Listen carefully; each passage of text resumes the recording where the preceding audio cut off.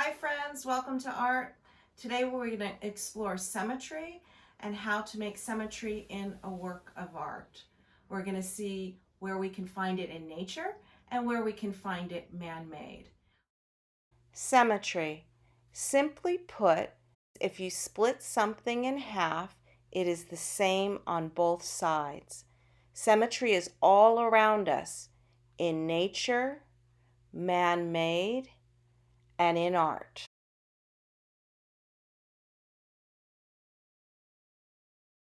We are also going to explore vertical versus horizontal and repeating colors and patterns. The materials you're going to need today are white paper. It can be either cardstock or regular white paper. You're going to need a pencil. You're going to need scissors. You may need an eraser and then something to glue. Either white glue or a glue stick would be helpful. And then however you're going to want to color your work of art, that's optional. You can either use markers, you can use watercolor paints, or you can use colored pencils. You might also want to find a piece of colored paper to glue your symmetrical work of art on. Makes it look really special at the end. I'm looking at my white piece of paper and I'm deciding if I want to make my artwork vertical or horizontal. For this example, I'm going to go vertical. And the first thing I'm going to do is fold my paper in half. You want to get it as close to half as possible. So I have a vertical line down the middle of my paper, a vertical fold down the middle of my paper, actually. All right, then I'm going to take my pencil and I'm going to make a design. I've decided for this example, I'm going to do a half of a circle, a triangle, which is half of a diamond, and a rectangle. Now I'm going to take my scissors and I'm going to cut those lines, but I don't want to cut at the fold, to the fold, but not through the fold.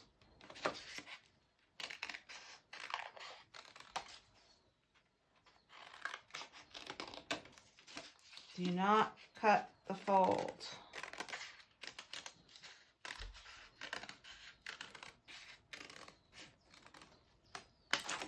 Okay. And now I'm going to open it up. Now I have my symmetrical shape and I have to do my symmetrical design. Now remember when we looked at some of the examples in nature, we saw the butterflies and we saw the elephants, and we know that it's same on both sides. So whatever I do on this side, I need to do on this side. Let's see what we can come up with. Remember, the line down the middle is my guide. I can decide in my artwork if I want to make it abstract or representational. Abstract is using shapes and colors and lines, but nothing that you identify. Representational is more things that you can identify. So if I put an eye here, that would be representational. But remember, always same on both sides. So if I make it here, I make it here. If I make it here, I make it here.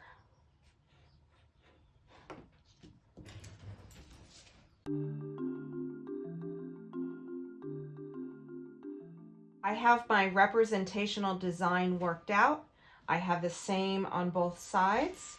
I'm going to use a marker to trace over my lines.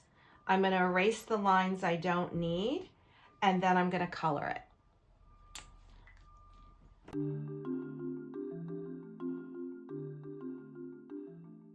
I've traced my pencil lines.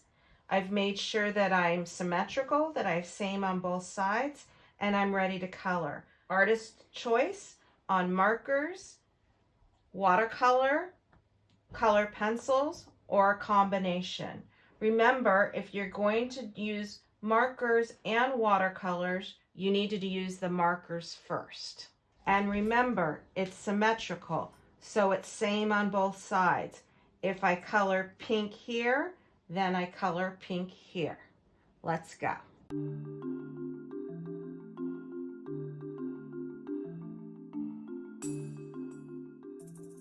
I have my symmetrical form. I've colored it symmetrically. I have same on both sides. I think now I would like to fill in with some watercolor. So I'm picking my paintbrush. I'm choosing the right tool for the job. I think this paintbrush might be too small for filling in, and this one looks about right. So I'm going to get it a little bit wet. I'm going to put it in my color, and I'm going to start painting. And here I just want to fill in lightly. Using watercolor or paint for this project is totally optional. It's whatever you think as the artist would be best for your work of art. And of course, whatever you have available to you. I am done coloring my symmetrical work of art. I'd like to give it a background. I've pulled out a couple of colored pieces of paper, and I'm going to figure out which is the best color to put for my background, and then I'm going to glue it on. I want to make sure though my artwork is dry before I do this. So I have 3 colors here. Let's just look and see what they look like. That's pretty interesting. I have blue. That's not quite as interesting because I already have a lot of blue happening here. I also have yellow. Let's see what that looks like. So that's really good contrast. It really pulls out the yellow eyes. I'm not sure about the yellow down here, but I'm thinking that maybe that's my best choice. All right, now I'm going to glue it. I'm going to take this paper to use to protect my table. I'm going to turn my artwork over, and I'm going to glue. Let's try another one. Let's review the steps.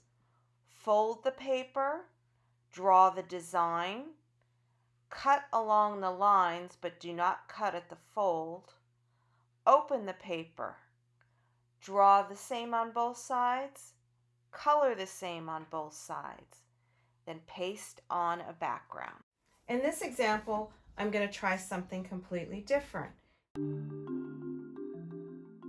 I'm also thinking in my design for this one that it's going to be more abstract than representational. So I'm using my pencil to work out what I think I'm going to want to do.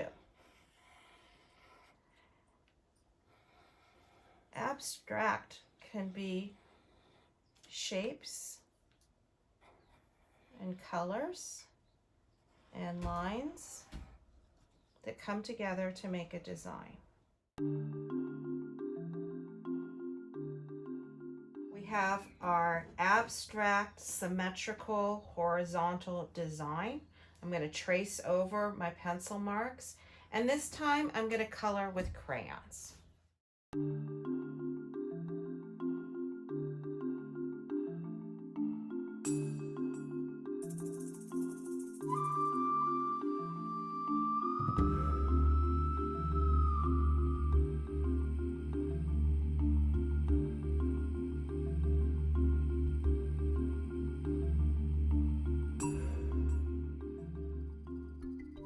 Here we have our 2 symmetrical works of art. By symmetrical, we mean same on both sides. So what's happening here is happening here. We made a vertical sample and we made a horizontal sample. We made a representational sample and we made an abstract example. Once we finished coloring, we considered a background that would make our image stand out. And there you have it, symmetry in art.